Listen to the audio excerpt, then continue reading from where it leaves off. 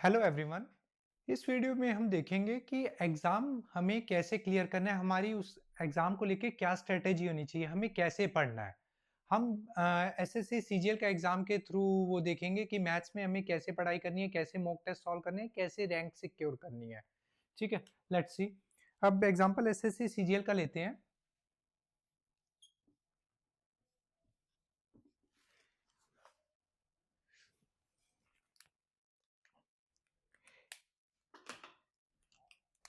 SSC CGL में दो tier रहते हैं, टीयर 1 एंड टीयर 2। ठीक है, टीयर 1 200 मार्क्स का रहता है, जिसमें 100 क्वेश्चंस रहते हैं। ठीक है, टीयर 1 में 100 questions, 200 marks, 60 minutes cumulative, in total 60 minutes रहते हैं। ठीक है, इसमें 100 क्वेश्चंस में 25 आपके मैथ्स के होते हैं, 25 इंग्लिश के, 25 रीजनिंग के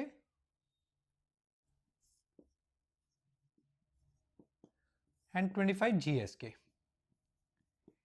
ठीक है, एंड टीयर 2 में देखते हैं, इसमें आपको क्यूमुलेटिव 60 मिनट्स मिलते हैं क्यूमुलेटिव, और टीयर 2 में आपका टोटल 390 मार्क्स का रहता है, टोटल 390 मार्क्स का रहता है।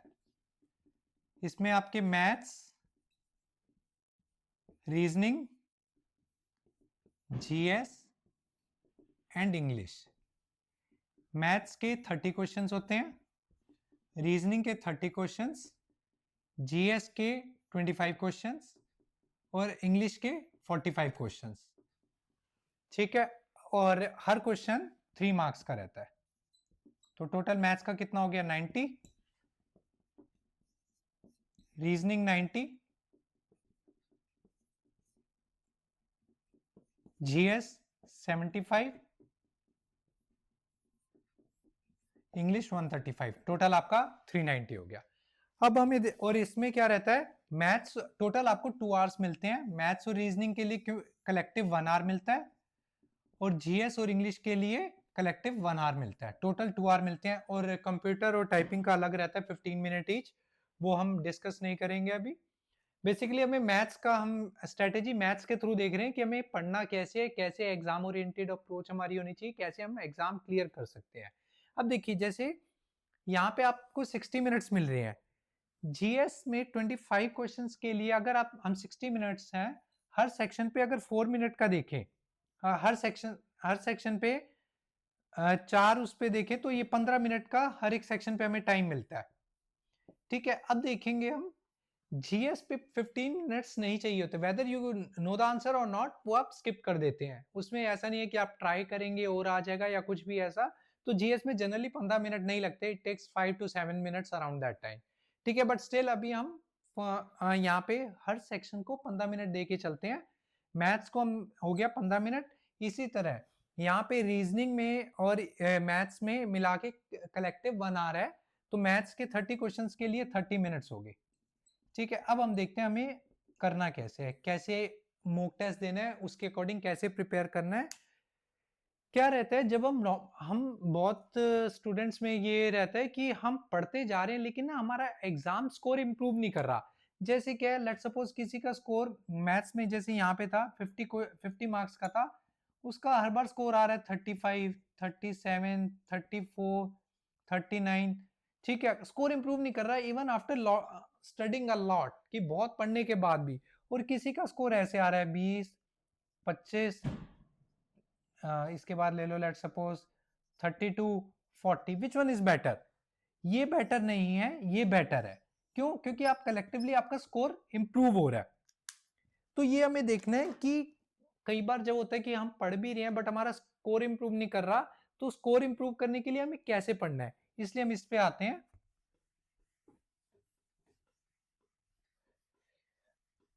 ठीक है, अब देखिए 15 मिनट है एग्जाम में, आपको हम टीयर 1 से डिस्कस करके चलते हैं, जहां पे आपको 1 आवर टोटल मिल रहा है और 15 मिनट अब भी हमने मैथ्स के मान लिए।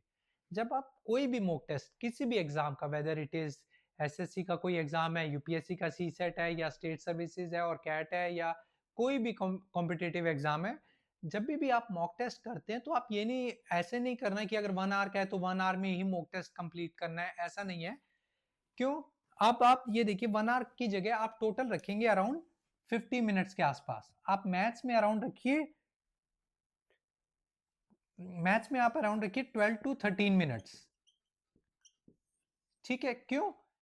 क्या होता है जब अभी आप मॉक टेस्ट दे रहे हैं तो आपके ऊपर कोई प्रेशर नहीं है। एग्जाम में आपके ऊपर प्रेशर होता है तो हम सिली एरर्स करते हैं, तो वो उस टाइम को कंपनसेट करने के लिए हमें वो थोड़ा सा एक्स्ट्रा लेवरेज चाहिए होता है कि हमें एग्जाम में जो हम डेली हमारा रूटीन था उससे एक्स्ट्रा टाइम मिल रहा है। ठीक है, तो हम कोई भी, आप जब मॉक टेस्ट देंगे उसमें आप अपना टाइम कम रख के चलेंगे। जैसे 15 मिनट मैथ्स के बनने थे, क्यूमुलेटिव 60 था, तो आपको 50 मिनट्स लेके चलना है, और मैथ्स के लिए आपने 12 से 13 मिनट ही रखने हैं।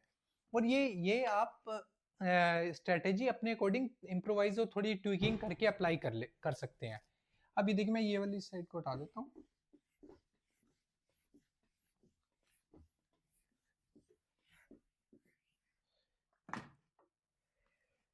देखिए क्या होता है जब भी आप मॉक दे रहे हैं, मैथ्स में 25 क्वेश्चन थे ना, तो आप क्या करेंगे, whether you are taking it offline और ऑनलाइन, आप अपने साइड पास एक A4 पेपर रखेंगे। A4 पेपर में आप 1 2 3 4 टिल 25 तक नंबर लिख लेंगे। अभी मैं बताता हूं कि ये क्यों। ठीक है, जब आप मॉक सॉल्व कर रहे हैं, जब आप मॉक टेस्ट सॉल्व कर रहे हैं तो क्या करेंगे, ये तब आपको ये पेपर अपने पास रख के चलना है पेपर सॉल्व करते टाइम। देखिए, अब कोई भी आप क्वेश्चन सॉल्व करते हैं उसमें क्या क्या चांसेस हो सकते हैं कि लेट्स सपोज फर्स्ट क्वेश्चन आप सॉल्व कर रहे थे, इसमें क्या क्या चांसेस हो सकते हैं, या हो सकता है आपको वो आता हो, या हो सकता है आपको ना आता हो।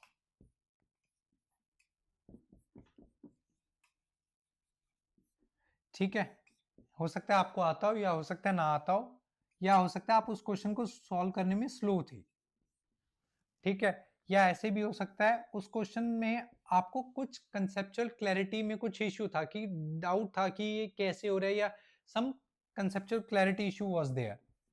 ठीक है, कंसेप्चुअल क्लैरिटी।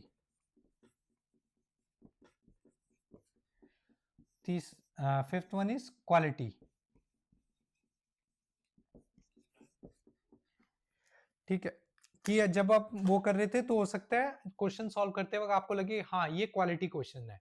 ठीक है, अब देखिए जब आपने पहला क्वेश्चन सॉल्व किया, आपने मॉक टेस्ट दे रहे हैं 10 से 12 में 12 से 13 मिनट रखा हुआ है, आपने मॉक टेस्ट दे रहे हैं, जैसे आपने पहला क्वेश्चन देखा आप कर रहे हैं, वह आपका ऐसा होगा ये आप कर पाएंगे, तो आप यहाँ के लिख लिए, नहीं कर सक पा रहे डोंट नो। इसी तरह अगर you were slow in solving that question, यहाँ पे लिख लीजिए अपने A4 उसमें स्लो। अगर आपको कंसेप्चुअल क्लैरिटी का इशू था तो ऐसे, और अगर क्वालिटी क्वेश्चन था ये आपको हेल्प करेगा अपने मार्क्स को इंक्रीज करने में। ये चीज, ये स्ट्रेटेजी कैसे, देखिए जब आपने क्वेश्चन सॉल्व कर रहे हैं, आपको आता है, आपने यहाँ लिख लिया नो। अब ये देखते हैं जैसे क्वालिटी, आपने उस क्वेश्चन में लिखा क्यू, कि ये क्वालिटी क्वेश्चन था, आपने नहीं पढ़ा हुआ लेकिन अच्छा क्वेश्चन था, आपने वहां पे लिख दिया क्यू। अगर स्लो या सीएल था तो आपने लिख दिया ऐसे यहाँ पे एस या सीएल। अगर डोंट नो या नो था लिख दिया। अब देखिए लेट सपोज एक चीज और, आप एग्जाम जैसे अभी ये मान के चल रहे हैं आप वीकेंड पे एक दे रहे हैं, एक मॉक टेस्ट दे रहे हैं। ठीक है, तो आपने जब वो पेपर सॉल्व किया, पेपर सॉल्व करने के बाद आपने जो भी आपके थे मैथ्स का था उसमें आपने देखा जो भी क्वालिटी क्वेश्चंस थे, तो क्या करेंगे, ये आप क्वालिटी क्वेश्चंस अपने नोट्स में नोट करेंगे, ताकि क्या रहे कि जब नेक्स्ट टाइम आपने नेक्स्ट मॉक देना है उससे पहले आपको ये क्वालिटी क्वेश्चन रिवाइज करने हैं। नॉट जस्ट दैट, जो भी आपका ओवरऑल नोट्स में क्वालिटी क्वेश्चंस का था। ठीक है, और अगर आप जैसे अब मैं एक चीज पे और आता हूं, जैसे आप लेट सपोज संडे को मॉक दे रहे हैं, आप दो मॉक दे रहे हैं संडे एंड थर्सडे। ठीक है, अभी थर्सडे के एग्जांपल से लेके चलते हैं, आप थर्सडे को थर्सडे को मॉक देते हैं। ठीक है, आपको कभी भी जब आप मॉक दे रहे हैं ऐसा नहीं है कि आपने आज एक थर्सडे मॉक दिया, मार्क्स आए, फिर पढ़ने लग गए normal without any improvisation, without making any strategy, फिर नेक्स्ट थर्सडे दिया या संडे दिया, फिर ऐसे ही नेक्स्ट सॉरी, फिर नेक्स्ट थर्सडे या संडे दिया, ऐसे देते रहे, ऐसे आपका मार्क्स इंप्रूव नहीं होगा, आपका स्कोर स्टेगनेंट हो जाएगा। कितने भी उसके आसपास, वेदर इट इज 20 और 30 और 40 आउट ऑफ जो भी जैसे था, अगर ये है यहाँ पे 90 मार्क्स में से है या टीयर 1 का है 50 में से, आपका स्कोर स्टेगनेंट होने का चांस ज्यादा है। ठीक है, तो क्या करना है आपने, ये इसको कैसे करना है, जब आपने मॉक टेस्ट दिया, थर्सडे दिया आप और एक संडे दे रहे हैं, ठीक है, संडे के बाद आपके पास क्या देना है, Monday, Tuesday and Wednesday, basically 3 days हैं। आपको हर एक मॉक टेस्ट देने से पहले आपको वेंसडे को आपके नोट्स रिवाइज करने हैं। ठीक है, वेंसडे को आपके नोट्स रिवाइज करने हैं। ठीक है, अभी इस पे मैं दोबारा से आता हूं, अभी पूरा नहीं किया वो, दोबारा से आता हूं इस पे। वेंसडे को नोट्स रिवाइज करने हैं और मंडे को, मंडे ट्यूसडे एंड वेंसडे भी आप पूरा नहीं ले रहे, उसमें थोड़ा बहुत रिवाइज कर रहे हैं। सॉरी, वेंसडे भी आपके पास थोड़ा टाइम पढ़ने के लिए होगा, थोड़े टाइम आप नोट्स रिवाइज करेंगे। मंडे ट्यूसडे आप चीजें कर रहे हैं, आप अपना एग्जाम से जो भी आपके नई चीजें हैं वो पढ़ रहे हैं या कंसेप्चुअल क्लैरिटी वाली चीजें हैं वो पढ़ रहे हैं। ठीक है, अब ये देखिए, जब आपने पेपर किया था, पेपर में आपने ये चीजें करी थी।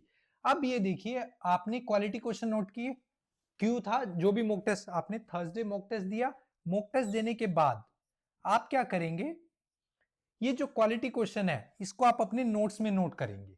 मॉक टेस्ट देने के बाद जो भी होगा आप अपने क्वालिटी क्वेश्चंस में नोट करेंगे। और ये जो एस और सीएल था, स्लो एंड कंसेप्चुअल क्लैरिटी, जब भी आप अपना नेक्स्ट मॉक टेस्ट दे रहे हैं, ये लेट्स सपोज आया था प्रॉफिट एंड लॉस वाले चैप्टर से, आपको यहाँ पे थोड़ा your slow in this chapter, जो भी इस चैप्टर के क्वेश्चन अभी एग्जांपल है कि एक प्रॉफिट एंड लॉस वाले क्वेश्चन में आप स्लो थे, तो ये जब आप ये नेक्स्ट संडे को मॉक टेस्ट दे रहे होंगे, सैटरडे को आपको ये वाला विदाउट रिवीजन नहीं जाना, ये आपको रिवाइज करना ही करना है। आप सैटरडे को ये स्लो एंड कंसेप्चुअल क्लैरिटी वाले क्वेश्चंस को रिवाइज करके ही जाना है। और डोंट नो वाला फ्राइडे एंड सैटरडे आप जब पढ़ ही रहे हैं तो आप ट्राई करेंगे कि जोन से टॉपिक से आपको नहीं आता था वो टॉपिक भी करे जाए। जैसे अगर संडे का मॉक दिया, फिर आपके पास मंडे ट्यूसडे वेडनेसडे में जितना भी टाइम है उसके अकॉर्डिंग आप डोंट नो वाली चीजें पढ़ेंगे और पेपर से पहले आप ये चीज अपने नोट्स में रिवाइज करेंगे। अब ये देखते हैं कि ये इतने सारे आपके पास नोट्स होंगे तो कैसे उस चीज में करना है।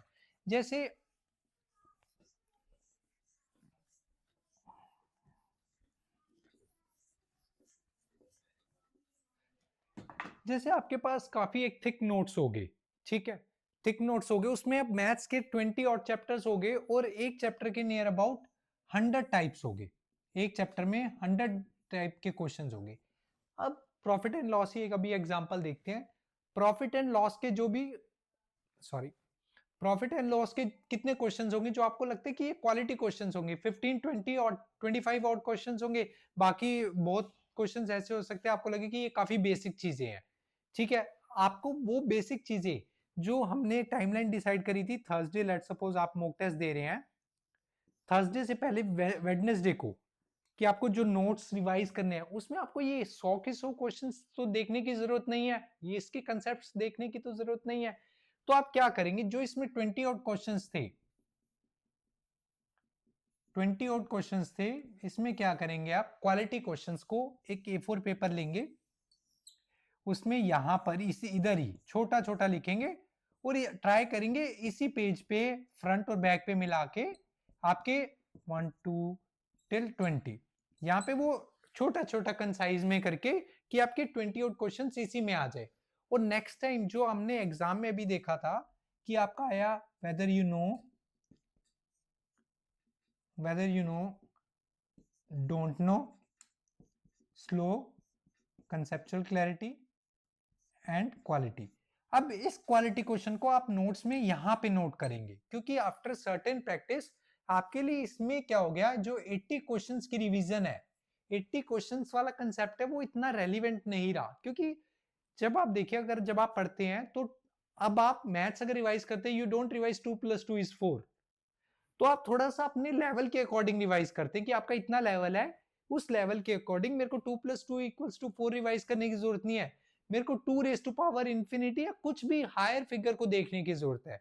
इसी तरह वो 20 क्वेश्चंस जब आपने ये क्वालिटी वाले पेज पे नोट कर लिए, तो ये जब भी ये क्वालिटी क्वेश्चन होगा, ये आप सीधा इसमें ऐड करेंगे इंस्टेड ऑफ आपका जो मैथ्स के नोट्स का जो बंडल सा बना होगा।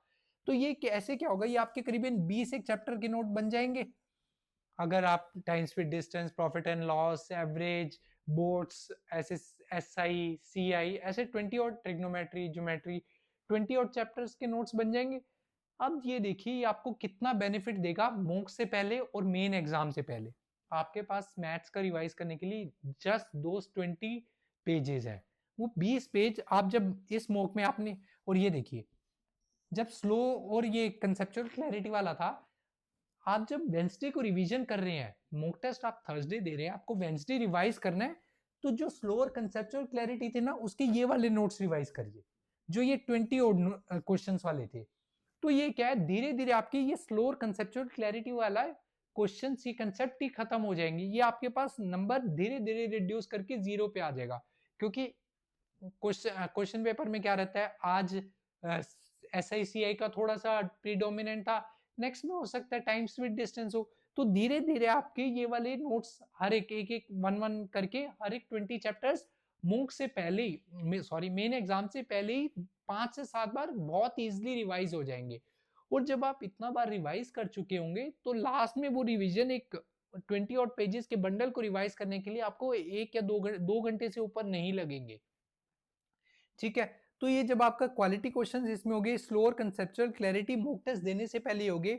और ये डोंट नो वाले क्या है कि जो आपको आप बिल्कुल भी आइडिया नहीं था, ये क्वेश्चन में आपको हवा ही नहीं पड़ी कि ये हुआ क्या, ये है क्या, तो उस वाले के लिए आप मंडे ट्यूसडे वेंसडे में से, मंडे ट्यूसडे वेंसडे थर्सडे को आप मॉक दे रहे हैं, तो मंडे ट्यूसडे वेंसडे में से जितना भी आपने ये स्लो और कंसेप्चुअल क्लैरिटी वाले वेंसडे देख रहे थे, तो मंडे ट्यूसडे तो आप नया पढ़ रहे होंगे, तो आप वो क्या कहते हैं जो आपके डोंट नो वाले क्वेश्चंस थे मॉक में वो करेंगे। ये मैं डोंट नो वाला पढ़ने के लिए क्यों कह रहा हूँ, क्योंकि क्या होता है बहुत सारे स्टूडेंट्स को कई बार ऐसा लगता है कि मुझे ये नहीं पता कि एग्जाम के लिए क्या इंपॉर्टेंट है। तो जब आप ये देख पा रहे कि उस चैप्टर का अगर इस मॉक में ये वाले क्वेश्चंस आ रखे हैं, तो मुझे पहले ये कंप्लीट करना चाहिए, कि आपकी स्ट्रेटेजी और एग्जाम ओरिएंटेड हो जाएगी। इसी तरह आप यहाँ ऐसे चलेंगे तो आपका बहुत कम टाइम में काफी अच्छा एक रिवीजन हो जाएगा। ठीक है, तो ये बेसिकली मैथ्स के लिए स्ट्रेटेजी है। तो आप ये बाकी इंग्लिश, जीएस, रीजनिंग का अपने अकॉर्डिंग इम्प्रोवाइज एंड ट्विकिंग करके अप्लाई कर सकते हैं, it will work. If you have any doubts you can ask do doubts in comment section, and please like, share and subscribe, and thank you everyone, thanks a lot.